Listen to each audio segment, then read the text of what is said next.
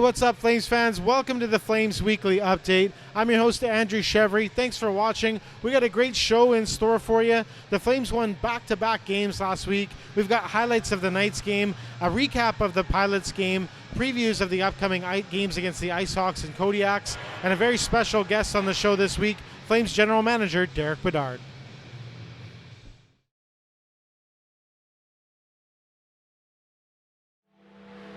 The Flames hit the road last Thursday, October the 21st, to take on the Surrey Knights at the North Surrey Rec Centre.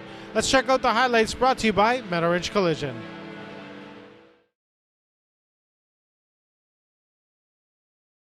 They'll move it up ice. Bad change here as the Flames walk in. Two guys come in, and Muck launches that over the left shoulder. Amazing. Hustle to get to it, and he'll move that one up to his forward. Line held there by Thrift. Chapman will move that one deep into the corner.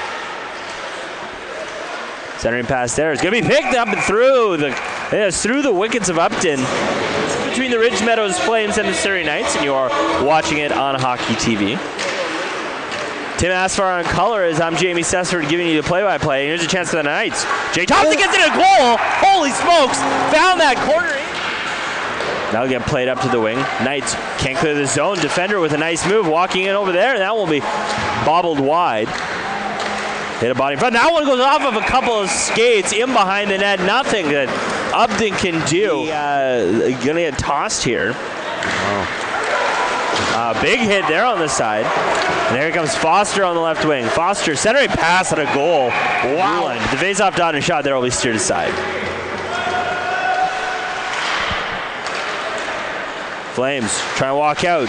Another shot there, doesn't make its way through, and now Leach will have to walk into the slot. He'll get that shot and a big stop there, but he'll find.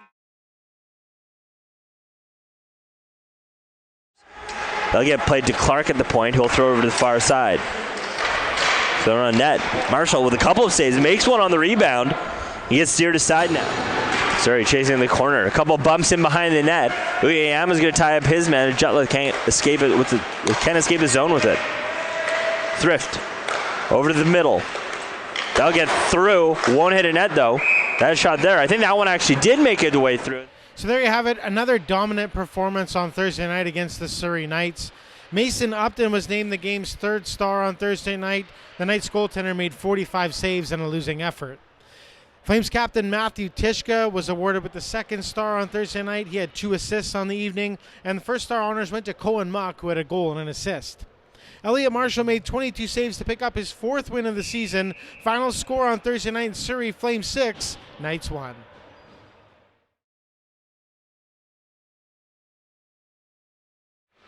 Just 24 hours later, the Flames took on the Abbotsford Pilots at the MSA Arena. Unfortunately, no video was available, but the Flames continued with their offensive onslaught on Friday night. The Flames got 2 goals from rookie standout Jack Foster, as well as 2 goals from the newly acquired Craig Schutten, who came over from the Richmond Sockeyes earlier in the week in exchange for Gavin Baines. For Flames fans who are unfamiliar with Craig Schutten, he's a 20-year-old from Surrey who now has 98 points in 86 career games over 5 PJHL seasons. Dylan Smale, Josh Chapman, and Jack Steffens also got in on the scoring, and Elliot Marshall backstopped the team to victory on a second straight night, holding the Pilots to just 1 goal on 32 shots. Third star honors went to Ruben Gurm, who scored the Pilots' lone goal on Friday night. Another big night for Zach LaGrange, who picked up second star honors with 2 assists, and first star honors went to Craig Schutten, who's made an immediate impact in his time with the Flames with 2 goals and 1 assist on Friday night. Final score, Flames 7, Pilots 1.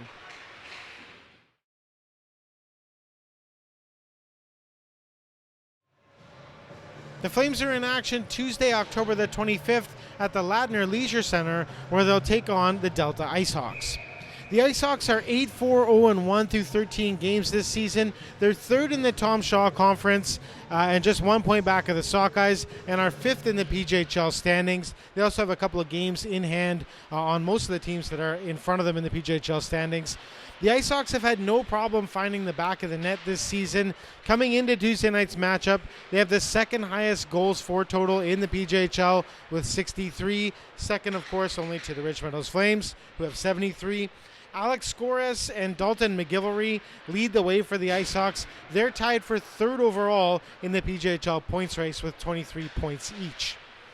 The Delta Ice Hawks are the second most penalized team in the league this season. They've been assessed 417 penalty minutes so far this year, which is problematic because their penalty kill has struggled to date with a success rate of just 61.7%. Puck drop at the Ladner Leisure Center on Tuesday night is at 7:35 p.m. Check out the game on hockeytv.com.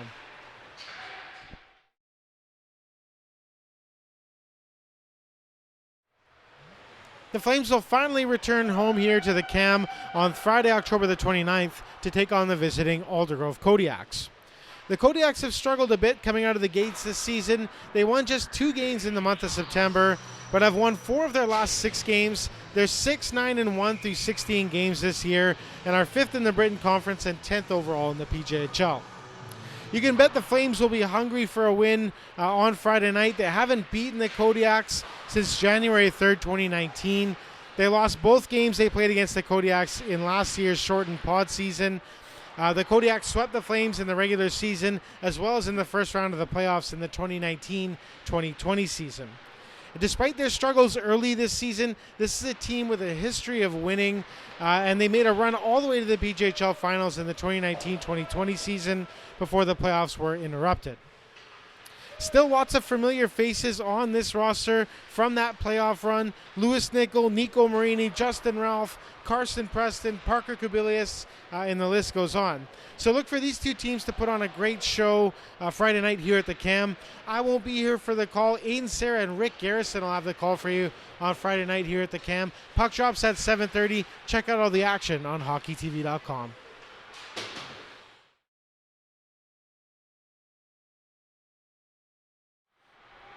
I had a chance to sit down and talk with Flames general manager Derek Bedard this week and talk about the team's progress so far this season, some of the history behind putting the team together, as well as his vision for the future with this team. This week's feature interview is brought to you by Chambers Plan Employee Benefits.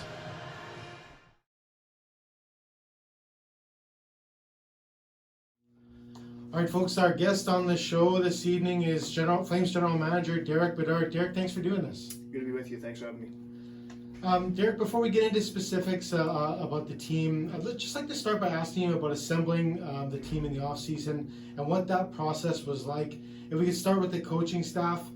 You know, every single one of the guys on that bench has a great deal of success in their hockey careers.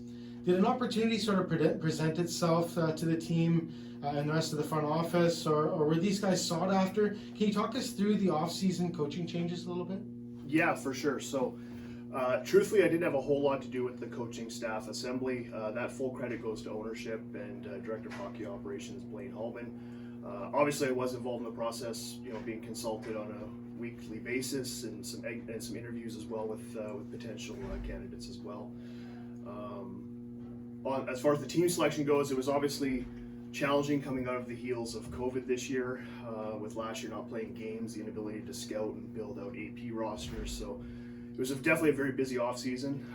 Fortunately, we saw the return of junior A camps, showcase camps like Lakeland and Global, plus we had our own prolonged evaluation camps throughout the spring and summer, which helped, and a lot of resources too at the major midget ranks and the academy ranks and midget A1 coaches as well, reaching out to them and getting some guidance. Can you talk a little bit about what having coaches behind the bench like that does for your job as a GM? Does it make your job easier, or is it the same? Yeah, no, good question there. It does make my job easy. Obviously, this coaching staff has a wealth of hockey knowledge and experience that they're imparting into our athletes every day. Even myself learn a ton being around these guys that have had success right up to the NHL and international hockey and collegiately. It's an impressive group of guys. From a standpoint of administratively and operating a team, it doesn't really change a whole lot. Thankfully, we have a good operations coordinator in Carolyn Gosling, and Blaine Hallman as our director of hockey ops. That we have a lot of people putting in a lot of work across the board, and it's just a host of really good people here that are trying to provide these athletes with the best hockey experience they can have.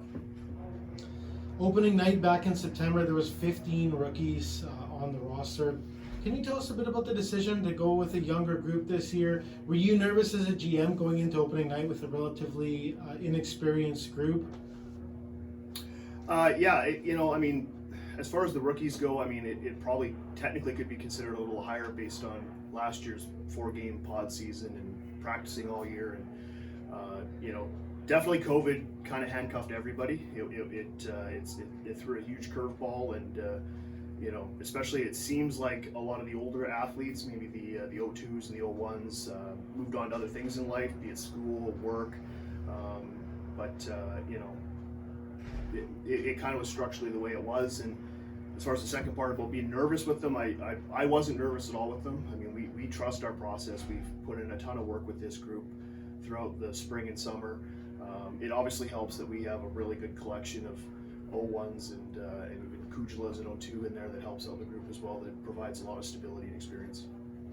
Would you say up until this point that the group of rookies, the group of new players, has exceeded your expectations, or did you expect this to happen, the success that they found? You got to feel good about every one of them having success for sure.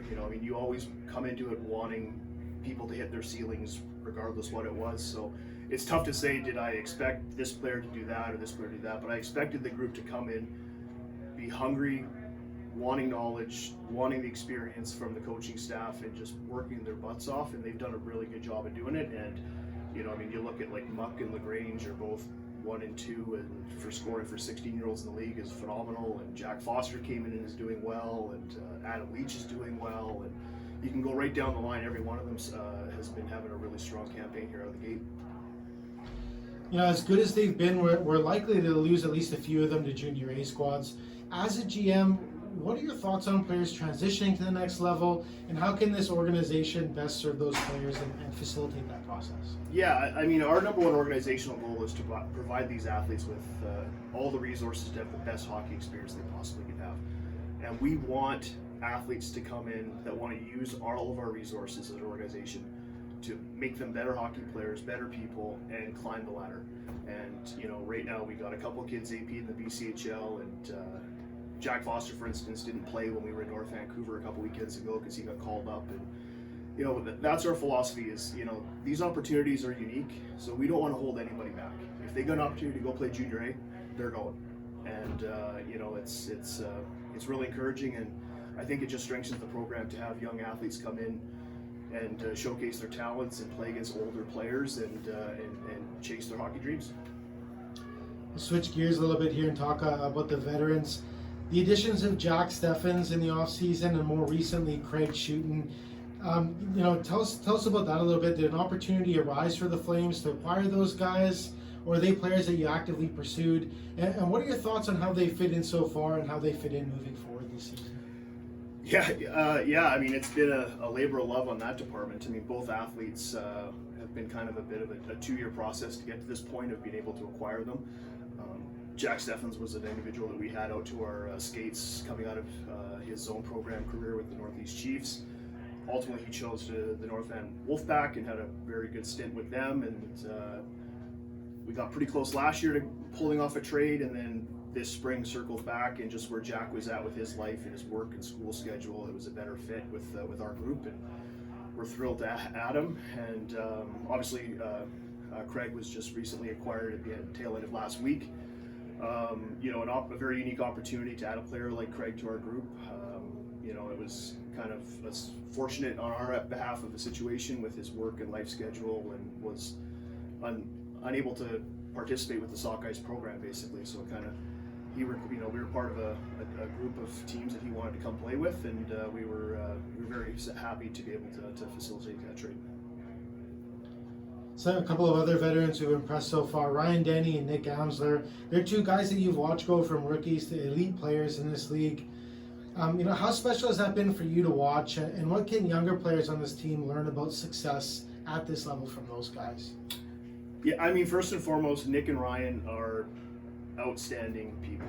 They are 2 of the best individuals that I've ever been around in a hockey team. They do everything right. Their commitment level, their dedication to the game, to their teammates.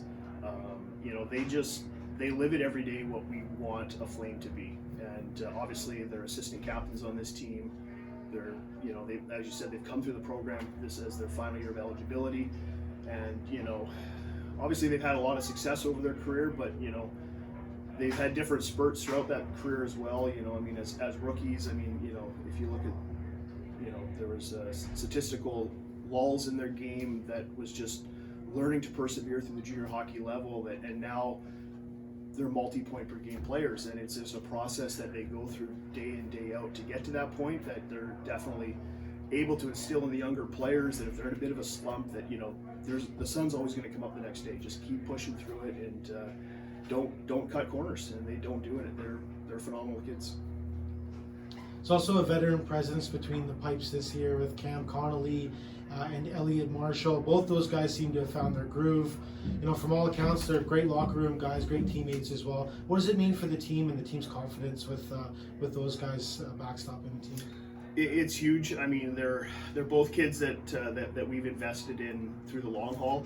Both Elliot and Cam were affiliate players at one time, and then came onto the team, and they're very entrenched in the overall culture of the team. They are, as you alluded to, they are popular teammates in that locker room. The guys love them. They love the guys. Obviously, from our standpoint, we feel very comfortable playing either goaltender.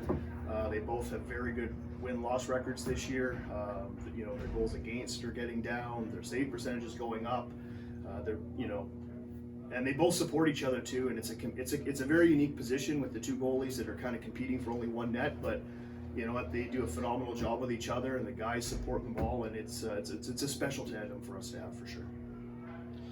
I personally started with the Flames a few years back. You were already here as the GM. Can you tell some of the newer Flames fans, such as myself, about how you got your start with the team? Was becoming a GM something you actively pursued, or did it just sort of happen? What was that like for you? Yeah, that's an interesting question again, and so truthfully, I never even applied to get involved with this organization.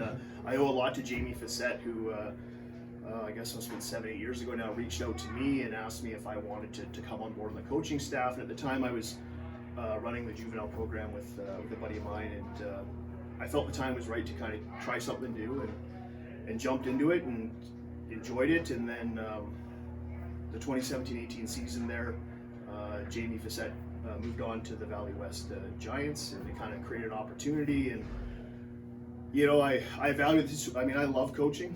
I miss it, but I know realistically this job as a general manager does not become available every so often. And I felt if I passed up on taking this move, I may never know if it ever presents itself again. So I reached out to ownership and expressed my desire for a new challenge and to try something new. And I don't regret it for 1 second taking that plunge, and it's been an awesome ride so far. The Kodiaks are here Friday night at the Cam. Flames haven't beaten the Kodiaks in ages, it seems. In your mind, what's the key to success in that one? Yeah, the Kodiaks are one of the premier franchises in this league. They've had a ton of success, and Rick over there has done a phenomenal job building the culture around that team. And really, I don't think history really plays into what each team has, their current situation. A lot of our athletes have never played against the Kodiaks. We're really living in the moment right now and controlling our own process. We just gotta, if we bring our game every night against any team in this league, we're gonna have a very good chance of success. And that's really the way we look at it. This 2021-22 Flames has nothing to do with any previous teams that came before it, and that's really the mindset we take going against every opponent that we play this year. Thanks for doing this, Derek. Hey, anytime. Thanks, Andrew. Appreciate it. All right, folks, that's it for the show this week. I hope you enjoyed it. I'm going to put a link right here in the bottom of your screen to the Flames online store that just recently opened up. Get yourself some swag like this hoodie. Perfect Christmas gift for the Flames fan in your household. I'll also put a link in the description of the video below. That's it for the show. I'm Andrew Chevry. Talk to you next week on the Flames Weekly Update.